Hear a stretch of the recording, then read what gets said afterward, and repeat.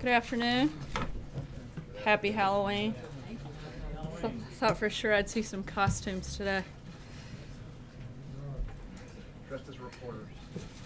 That's not nearly as exciting as what you could have come, but we'll let it slide for today. Today, I'm once again pleased to talk about the topic that we, and more importantly, the American people, are all very excited about: tax cuts. We're approaching the release of legislation based on the tax reform framework the president supports. Unfortunately, no matter how great the plan is for the hardworking families, Democrats are expected to criticize the tax cuts, as they've done in recent years, putting partisan politics ahead of their constituents' pocketbooks. While arguing over President Reagan's 1981 tax cuts, Democrats claimed it would only benefit the rich. The Democrat Speaker of the House at the time, Tip O'Neill, called them royal tax cuts because he claimed they favored the wealthiest Americans. What really happened was more than 14 million new jobs were created over 5 years, incomes grew by over 22% for the next 7 years, and the economy grew by over 3.5% on average for the rest of the decade. Some Democrats must have been paying attention to history, because as recently as last year, they publicly supported many of the principles for which the president is advocating today. That includes lowering the corporate tax rate, which is the highest among developed nations, so that our greatest businesses can be more competitive. In fact, Presidents Obama and Clinton both advocated for cutting corporate tax rates. Senate Democrat leader Chuck Schumer in the past called our tax system upside down and inside out, and last year he actually admitted that cutting corporate taxes is, quote, really important for American competitiveness. Minority Leader Nancy Pelosi apparently agreed, because she said, quote, it is long past time for tax reform that would lower the corporate tax rate. The only thing that seems to have changed since then is who occupies the White House. Since day one, the president has been committed to jumpstarting our economy and giving hardworking Americans the raise they deserve. Under the framework supported by the president, our economy will grow, businesses will invest back in the country, and American workers will see their wages grow. In fact, the Council for Economic Advisors estimates that a typical hardworking American family would get a $4,000 pay raise. So to Democrats in Congress, particularly those who'd like to place American jobs and middle-class tax relief ahead of partisan politics, the question is very simple. Do you believe the American people deserve a pay raise? We certainly do, and that's what we'll be focused on and fighting for. The choice is yours. And with that, I'll take your questions. Steve? Sarah, where does the president stand on this tax deduction for state and local taxes? That seems to be disputed up on the Hill. Look, we've laid out our priorities for the tax cut plan. Those haven't changed. The president is going to continue working with both the House and the Senate to push forward and make sure that the principles he laid out are achieved. And we haven't made any adjustments to that at this time. Now, what about the mortgage interest deduction? Again, same point here. We haven't made any changes to the priorities that we've laid out. I'm not going to negotiate between you and I, but the president is going to be involved in ongoing conversations with members of both the House and Senate, and we've laid out what our priorities are, and we're going to stick to those as we move forward. In the conversation with Speaker Ryan just now? They're still meeting now, and we'll have a readout on that meeting once it's completed. Matthew? Thanks, Sarah. Question on yesterday's Mueller news. President Trump's nominee to serve as chief science advisor over at the Agriculture Department is Sam Clovis, and Clovis was the campaign supervisor cited in that Papadopoulos plea, and his lawyer has since acknowledged that he was the one in that plea who encouraged Papadopoulos in August 2016 to make a trip to Russia to meet with Russian officials about the campaign. Given all that, is the president still comfortable with him, Sam Clovis, serving in the administration? I'm not aware that any change would be necessary at this time. And on that note, is the administration aware of who the other 3 or 4 campaign individuals who were referenced in that Papadopoulos plea were, and are any serving in or advising the administration? I'm not aware of the specific individuals. What I can say is that I think that Papadopoulos is an example of actually somebody doing the wrong thing while the president's campaign did the right thing. All of his emails were voluntarily provided to the special counsel by the campaign, and that is what led to the process and the place that we're in right now, was the campaign fully cooperating and helping with that. What Papadopoulos did was lie, and that's on him, not on the campaign, and we can't speak for that. Jonathan? So the Chief of Staff, John Kelly, said that this special counsel investigation has been very distracting to the president. Can you elaborate on that? What is this affecting his ability to get his job done here? I don't think it's at all affecting his ability to get his job done, and that wasn't the point he was making. You guys seem completely obsessed with this, while there are a lot of other things happening around the country, and frankly, a lot of other things that people care a lot more about. The media refuses to cover it, and I think that's the distraction. Instead of the focus being constantly on tax cuts and tax reform, my guess is if you look at the records, the questions that I take in here day out have far more to do with an investigation that frankly most Americans don't care too much about, and a whole lot less to do with policies that actually impact them. Why are you so Glenn? confident that the investigation won't go on much longer?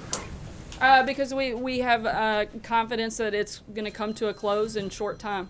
Glenn, go ahead. Glenn's got a call. Maybe he needed to phone a friend to get help with his question. Sarah. Glenn, I had more faith in you to be able to ask a question all by yourself, The but other thing that General Kelly said yesterday was in reference to General Lee, and he said that the Civil War was the result of a failure to compromise. Was he suggesting that there be a compromise on the abolition of slavery? Can you expand on exactly what he was talking about? look, all of our leaders have flaws. Washington, Jefferson, JFK, Roosevelt, Kennedy. That doesn't diminish their contributions to our country, and it certainly can't erase them from our history. And General Kelly was simply making the point that just because history isn't perfect doesn't mean that it's not our history. Let me follow up. You are a proud daughter of the South. When you see Nathan, like a statue as they had in Memphis, of someone like Nathan Bedford Forrest, who was responsible for the Fort Pillow massacre, and other folks like that, is there a differentiation? Do you think there are certain Confederate figures who don't deserve to be honored, like Nathan Bedford Forrest? Look, I don't think that we should sit here and debate every moment of history. I think those moments took place. There are moments that we're going to be a lot less proud of than others, but we can't erase the fact that they happened. I think you have to determine where that line is. The president has said that those are something that should be left up to state and local governments, and that's not who I'm here representing today, so I'm not going to get into the back and forth on it. John? Thanks a lot, Sarah. Just to follow up on what you said yesterday and what you have reiterated today about this investigation and your belief that it's going to be wrapping up soon. Yesterday you said that those are the indications that we have at this time. From your point of view, is what you're saying wishful thinking? Is it spin? Are you getting leaked information that gives you that indication? Why do you continue to say that you believe that it is wrapping up soon? Again, that position has not changed, and we do think that it will wrap up soon. I didn't say it would be 3 or 4 days. I said soon, and we hope that that's the case, in large part because we know that the facts are on our side. There was no collusion, and we're looking forward to moving forward and hoping that you guys can as well. And we can actually start talking about and focusing on some of the things that I mentioned to Jonathan that we feel the American people would rather the conversation be turned towards. Jessica? Papadopoulos hearing, at the Sorry, I'm gonna Papadopoulos keep hearing, I moving just on. want to ask you this one thing about one of the prosecutors that is on Bob Mueller's team.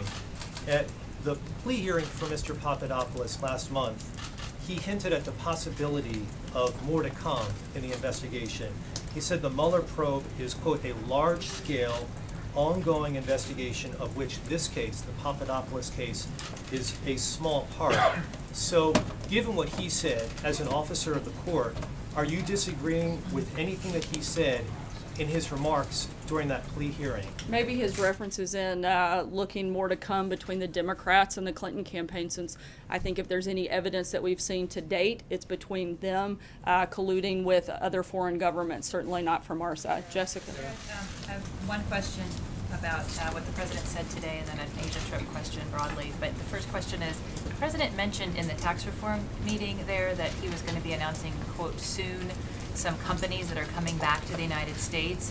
Can you either name them or give us the industry that we're You talking know about? I'm not going to get ahead of an announcement that the president's going to make. If he wasn't willing to tell you today, I'm certainly not going to step in The and do Asia it. trip, the speech that he's making at APEC is being billed as a theme for the trip, as well as the Indo-Pacific. Does this administration see India as a pivotal part of your strategy when it comes to the Asia Pacific more broadly? Certainly plays a big role, and General McMaster will be here later this week to discuss the trip in greater depth and more detail, and he'll be happy to address more of those questions at that time. Okay. The former White House strategist, Steve Bannon, is saying the administration should push back harder against Special Counsel Robert Mueller. Does the president support defunding the special counsel? No, and I'm not sure what we'd push back against, since so far all they've done is come up with ways and shown more and more that there was no connection between the Trump campaign in collusion with Russia. John? Yeah. Thank you, Sarah. 2 questions, please. First, the president is quoted last year as calling Mr. Papadopoulos, and I quote, a great guy, and today it was a liar. And I wonder, just to kind of clear the air, how well did he actually know him, and was he briefed by him often? Did he have frequent meetings? How well does he know this man? My understanding is the only interaction he ever had was the one meeting that the advisory council gathered together, where he was in a large group of other people in the room, and to my knowledge, that's the only interaction they ever had. Again, this was a campaign volunteer. He wasn't somebody that was a senior advisor, as many of you want to bill him to be. He was somebody that played a minimal role, if one at all, and was part of a voluntary advisory board. And he That's only it. met the president, the candidate Trump, one That's time. my understanding, John. That's the All right. only incident that we're aware of. The other thing I wanted to ask was that a few weeks ago, when the president sent out Twitters about the media, he suggested that equal time be applied. Now, to many people, that was a euphemism for the fairness doctrine, something that President Ronald Reagan helped eliminate, and which Democrats such as Leader Pelosi have tried to revive. Is he seriously in favor of reviving the fairness doctrine? And I might add that its premier opponent of revival was a young congressman named Mike Pence. I don't know that he's into the deep weeds of the fairness doctrine, but I know he certainly believes in fairness, and I think that he would like to see that applied certainly to his administration in a way that it probably hasn't been so far. Charlie? The president, Republican Senate candidate Roy Moore is on Capitol Hill today. Does the president have plans to meet with him at any point today or this week before he leaves for Asia? No, there's no planned meetings at this time. Blake? Sarah, there is still a lot to be negotiated on taxes, SALT, which was just brought up, possible phasing in of the corporate rate, just to name a couple. When the tax bill, whatever of it, is released tomorrow, will the president wholeheartedly endorse this as his plan?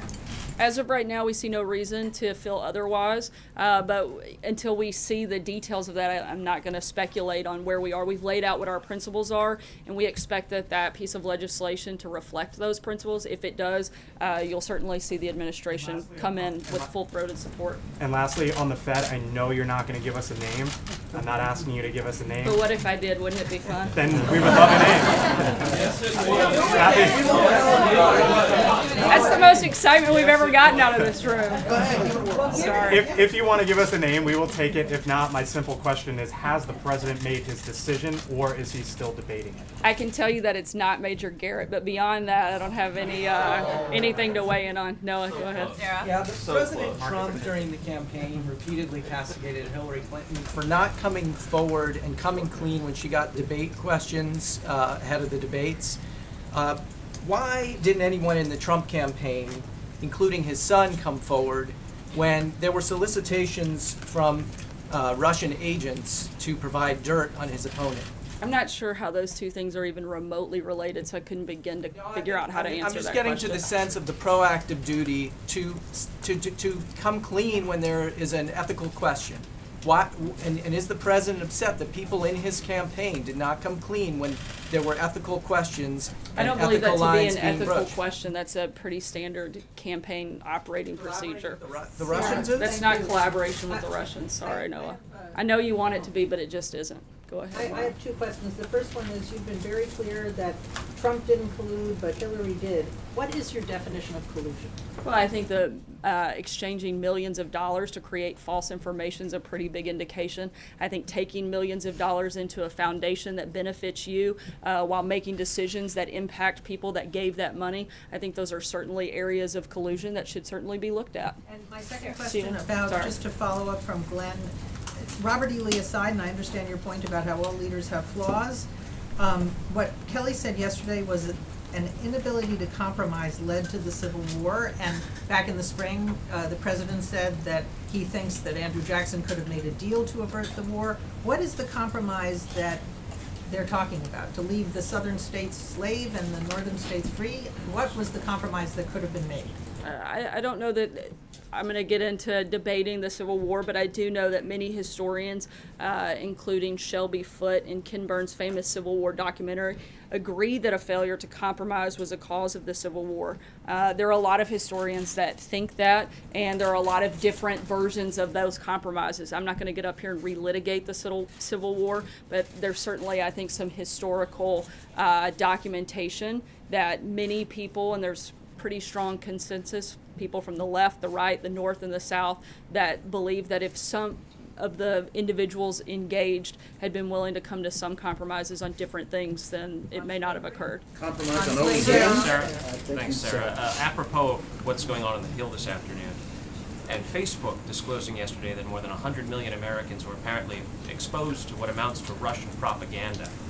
What's the White House's view of that notion that more than 100,000 people have been reading and watching what this Russian outlet has been putting out? And what do you make of the notion that there ought to be some kind of requirement that Facebook be required to disclose the way that many broadcasters are required to disclose when political ads are made? I think we need to see how this process works out over the next several days. And some of those questions are things that you're going to have to ask Facebook. That's not something that the federal government can weigh in at this point until the findings of that investigation and those hearings are completed. Hallie? I'd like to follow up on something you said earlier, but I also want to follow up on the conversation that's been happening about this slavery compromise. I'm not asking you to relitigate the Civil War. We don't need a history lesson on the compromises that have happened. But does the White House at least acknowledge that the Chief of Staff's comments are deeply offensive to some folks and historically inaccurate? No, because as I said before, I think that you can't, because you don't like history doesn't mean that you can erase it and pretend that it didn't happen. And I think that's the point that General Kelly was trying to make. To try to create something and push a narrative that simply doesn't exist is just frankly outrageous and absurd. I think the fact that we keep trying to drive, the media continues to want to make this and push that this is some sort of a racially charged and divided White House. Frankly, the only people I see stoking political racism right now are the people in the groups that are running ads like the one you saw take place in Virginia earlier this week. That's the type of thing that I think really is a problem, and I think it is absurd and disgraceful to keep trying to make comments and take them out of context and mean something they simply don't. Sarah, I'm not trying to drive a narrative, Sarah. Sarah, can I follow up on that? There's a new poll out that shows that the public seems to trust many of the mainstream media outlets that the president criticizes more than they trust the president himself. Why do you think this would be, and do you think the White House agrees with that? I haven't seen anything to suggest that. I'd have to look into it. I certainly can't comment on some study I know nothing about and don't agree with. Sarah, given some of the criticism we've heard from the president's outside advisors, is the president happy with his legal team right now? Does he feel well represented, well defended when it comes to the Mueller probe particularly? I'm not sure how he couldn't, considering, as I said yesterday and I've repeated several times today, all of the revelations that have taken place over the last several days and hours have nothing to do with the president, have nothing to do with his campaign. And I think the further we get into it, the more and more we see that happening. Sorry, Kevin? one other question on Thank you, something you Sarah. said. I just wanted to ask about taxes and then maybe just a very quick follow on the discussion about compromise. If I'm understanding you correctly, what you're really saying is he's not suggesting a compromise on slavery. He's talking about other compromises that may have been germane to that period of history. Look, I think that was Is part of the fair? conversation that a lot of people have had. He didn't get into the specifics because that's something that's been discussed very widely by many historians, again, from both the left, the right, the north, the south, however you want to look at it. And he didn't get into the details of it because it wasn't the point he was making. On taxes, just want to get a sense of what the president might really be interested in as far as the child tax credit and as far as the Obamacare individual mandate. Is it your opinion that the president would be supportive of both? meaning that they need to be a major tenet of the tax reform that we'll be unveiling this week? He certainly supports the child care tax credit. I'm sorry, what was the other piece you're asking The about? Obamacare individual mandate, does that have to be a part of tax reform? I don't believe it has to be part of tax reform, but the child care tax credit is something he'd certainly like to see. Take one last question, Major. Sarah, you said to us a few moments ago, the Papadopoulos plea agreement is an example of an individual doing the wrong thing, but the campaign doing the right thing, if I remember what you said correctly. Does that extend to Sam Clovis encouraging George Papadopoulos to go to Russia on behalf of the campaign to solicit information? My understanding is there was an encouragement. He made multiple attempts at setting up a variety of meetings that were constantly rebuffed. He also made false statements to investigators. That's something that the campaign nor the administration would ever support. All of his emails, again, were voluntarily provided to the special counsel by the campaign, and that is how they got to the place that they're in right now. Are you saying that Clovis is being misinterpreted by George Papadopoulos? I'm not getting into the detail of that. I'm talking specifically about the multiple attempts that he made in setting up a variety of meetings. There were more than one instance in which he tried to set up meetings that were rebuffed by the campaign. He lied about a lot of those activities, and that is the place that you, I think, see come through in the emails that were voluntarily turned over. One thing you said yesterday, you were asked at one point during yesterday's briefing when the president became aware that Russia was behind the hacking and possession of emails. You said, I'm not sure of the specific date of when that took place, so I'd have to look and get back to you. Yeah, I can respond to that now. The president was briefed in a pretty widely publicized meeting back in January. Later that very day, he said publicly that he'd received the intelligence briefing and he believed that Russia was behind the email hacks. Thanks so much, guys. Hope you have a happy and safe Halloween. Thanks, guys.